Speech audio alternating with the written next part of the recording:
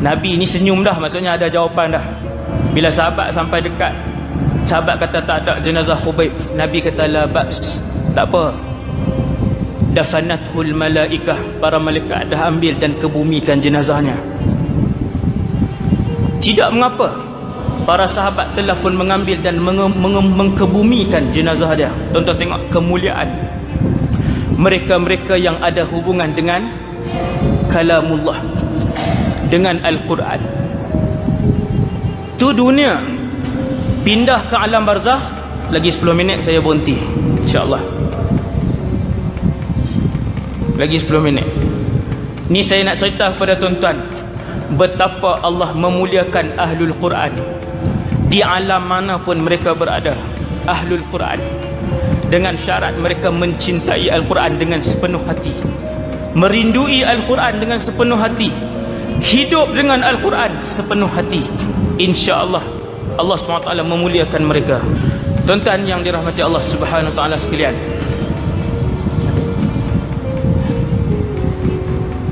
masuk ke dalam alam barzakh, masuk dalam alam barzakh, ada azab kubur. Apabila satu orang yang hidup dengan Al-Quran, mengamalkan satu surah daripada Quran, satu surah aja, dia amalkan surah Al-Mulk, Tabarakalladzi biyadihil mulk wa huwa ala kulli syai'in qadir. Dia amal surah Al-Mulk. Bila dia dibawa masuk ke dalam alam barzakh, roh dia dikembalikan di alam barzakh, datanglah malaikat Munkar dan Nakir untuk bertanyakan soalan kepada dia dan untuk menyiksa hamba Allah ni. Apabila Munkar dan Nakir datang daripada arah kakinya untuk memukul dia, datang surah Al-Mulk. Tuan-tuan tengok, datang surah Al-Mulk pergi ke kaki orang yang mengamalkan surah tadi. Lalu dia berkata, jangan pukul tuan aku, sesungguhnya lelaki ini mengamalkan aku ketika mana dia hidup. Lalu malaikat dan azab tadi datang daripada sebelah kepala. Surah Al-Mulk berpindah ke arah kepala. Ini hadis dan sanad dia hasan. Datang ke arah kepala untuk memukul orang ini. Maka surah Al-Mulk datang ke arah kepala. Dia kata, jangan menghalang malaikat itu, sesungguhnya tuan aku ini dahulunya membaca aku ketika dia hidup di dunia dulu. Maka dia, malaikat datang daripada arah kanan. Surah ini mempertahankan tuannya di arah kanan. Malaikat datang daripada arah kiri. Surah ini mempertahankan tuannya daripada disiksa di alam kubur daripada arah sebelah kiri. Lalu pulanglah malaikat itu. Maka selamatlah tuan yang menghidupkan surah Al-Mulk di dalam kehidupannya. Tuan-tuan, sampai di padang mahsyar. Di padang mahsyar apa berlaku? Alhamdulillah. Di padang mahsyar, setiap orang dipanggil seorang demi seorang. Allah panggil, dia pun datang. Tidak ada perantaraan kita ketika itu dengan Allah Subhanahu Wa Taala. Tidak ada malaikat yang bantu kita. Kita sendiri yang akan berurusan dengan Allah pada hari itu, membawa buku amalan kita yang syarat dengan ribuan dosa besar, berdiri dalam keadaan tunduk kepala, takut kita. Tiba-tiba tuan-tuan, orang-orang yang hidup dengan Al-Quran, ni orang-orang yang hidup dengan Quran, apabila dia dipanggil ke hadapan dalam keadaan dia tunduk kepala dia, buku amalan dia dah dibuka di depan dia. Ketika nak ditimbang sejam demi sejam apa yang dia lakukan, seminit demi seminit apa yang dia lakukan di dunia, tiba-tiba ada orang yang bercakap bagi pihak dia. Dua orang. Dua orang itu adalah surah Al-Baqarah dan surah Ali Imran. Surah Al-Baqarah dan Ali Imran akan menjadi peguam bela kepada mereka-mereka yang hidup dengan Al-Quran.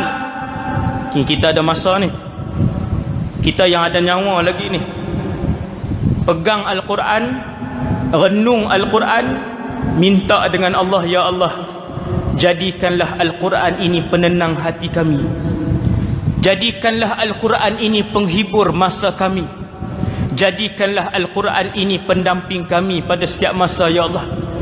InsyaAllah Allah campak dalam hati kita, kita cinta Quran, setiap hari kita pegang Quran. Tuan-tuan bayangkan tengok surah Al-Baqarah dan Ali Imran berhujjah di hadapan Allah, mempertahankan tuan mereka yang menghidupkan Al-Quran dalam kehidupan mereka. Tuan-tuan tak mau lagi. Ni rahsia ni, rahsia Nabi beritahu. Tadi di alam barzakh, surah Al-Mulk. Ni di padang mahsyar, kita dalam keadaan tunduk, tiba-tiba ada orang mempertahankan kita, kita pun angkat kepala kita, kita tengok Al-Baqarah dan Ali Imran sedang berhujjah di hadapan Allah. Alhamdulillah, tak perlu cakap. Kata Rasulullah, sehingga habis buku amalan yang ditulis, Al-Baqarah dan Ali Imran masih mempertahankan kita sampai habis. Tak mau lagi tuan. Allahu Akbar. Akhir sekali penutup kepada kuliah subuh pagi ni tuan-tuan, sampai masuk dalam syurga. Allahu Akbar. Sampai masuk dalam syurga. Tuan-tuan sekalian, dalam syurga tak ada ibadah. Siapa yang esok ajal dia, maka subuh hari ini adalah subuh terakhir bagi kehidupan dia selama-lamanya.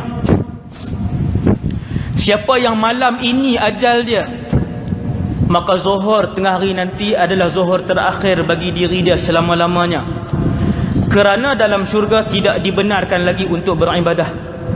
Solat dah tidak dibenarkan, baca Quran tidak dibenarkan, zikir tidak lagi dibenarkan, sedekah tak lagi dibenarkan, tidak ada lagi yang namanya umrah, tak ada lagi yang namanya zakat, tak ada lagi yang namanya sedekah. Tuan-tuan sekalian, nak buat amalan baik di dunia ni lah.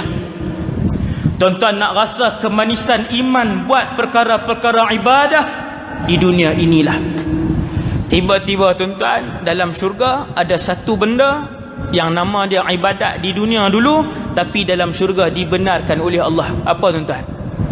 Membaca Al-Quran oleh Ahlul Quran. Mereka yang ahli Quran di dalam syurga, mulut mereka terkumat kamit membaca Quran. Kata Rasulullah, bukan kerana mereka beribadah dalam syurga dengan bacaan Quran, tetapi kerana rindunya mereka dengan ibadah membaca Quran itu. Mereka yataladzazuna bi qiraatil Quran. Nabi kata mereka bersedap-sedap di dalam syurga dengan mulut mereka terkumat kamit mengulang-ulang Quran yang dulunya mereka baca di dunia. Orang yang kuat sedekah di dunia, di syurga tak boleh sedekah. Orang yang kuat semayang malam dulu, duha di dunia, seronok dia bila salat, khusyuk dia bila salat, dalam syurga Allah tak benarkan salat. Tetapi Ahlul Quran masih diizinkan oleh Allah untuk mulut mereka terkumat kamit membaca Al-Quran.